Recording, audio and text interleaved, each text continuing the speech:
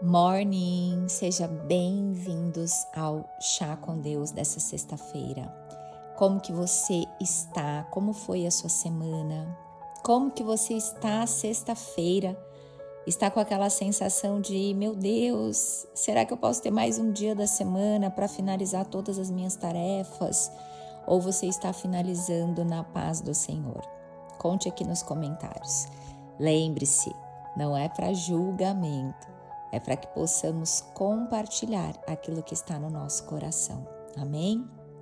Para quem não me conhece, eu sou Elaine Violini, sou mensageira desse devocional diário e todos os dias que eu paro para fazer esse devocional, para gravar uma mensagem de Deus para sua vida, eu sempre pergunto: Deus, o que o Senhor tem para essas pessoas que estão ouvindo? Por mais que eu faça uma programação, já teve momentos que eu programei o mês todo, já programei devocional, já fiz devocionais com vocês de um mesmo livro. Por mais que eu deixe tudo pronto, sempre Deus traz uma palavra que é literalmente aquela palavra do dia, sabe? Aquilo que Ele quer que seja derramado aqui. Então, glória a Deus por isso, que o controle é dele, que por mais que tenha uma organização, por mais que tenha um planejamento, a decisão final é de Deus.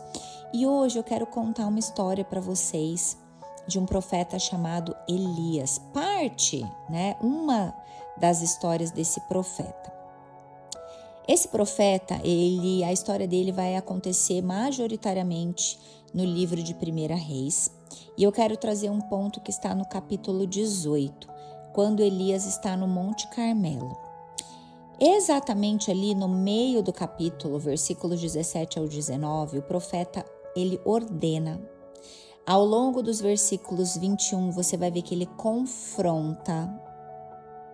Depois ele conta o que vai acontecer, qual foi a mensagem que Deus revelou para ele, para que ele enviasse ao povo de Israel naquele momento. E o que eu quero trazer aqui? O ponto central, a reparação do altar do Senhor, que o profeta Elias fez naquela região. E Elias, depois de reparar o altar do Senhor, ele começa a orar. Existia uma direção, existia uma mensagem e existia uma ação.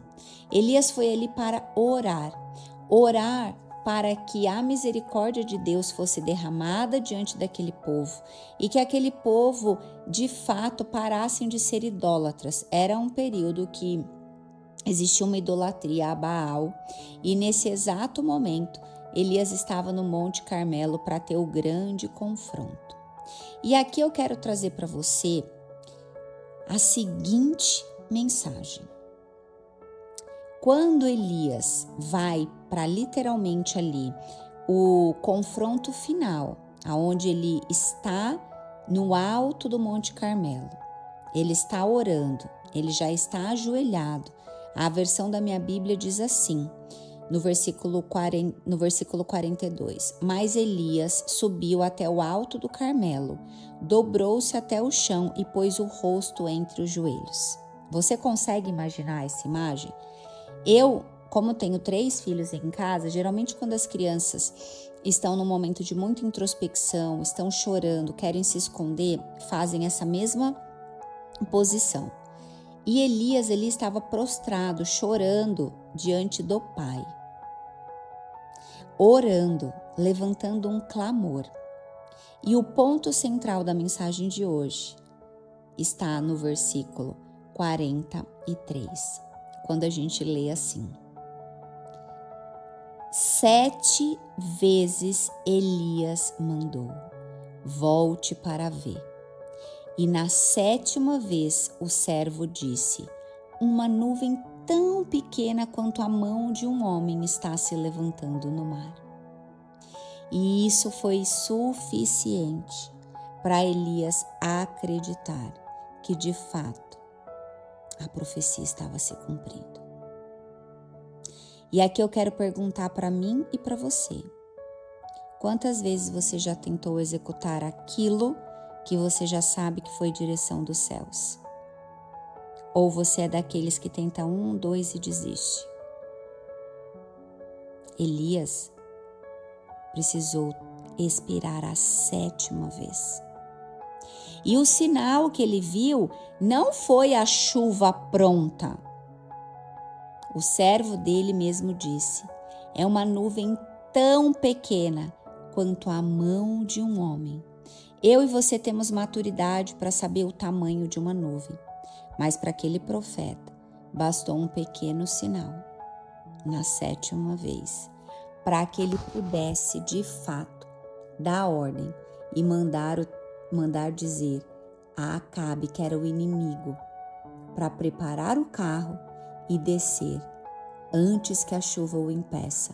Porque nessa história que eu estou trazendo da Bíblia para você, Elias sabia que ia chover, mas ele orou ao Senhor para que todos vissem exatamente o lugar dele de oração e para que a palavra do Senhor fosse cumprida. E nós vamos ver ali no versículo 46, o poder do Senhor veio sobre Elias e ele, prendendo a capa com o cinto, correu à frente de Acabe por todo o caminho até Jezreel.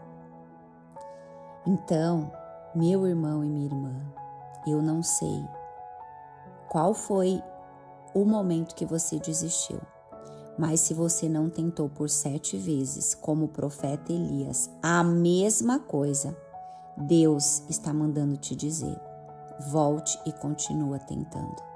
Existe uma palavra de Deus de constância sendo liberada na sua vida agora.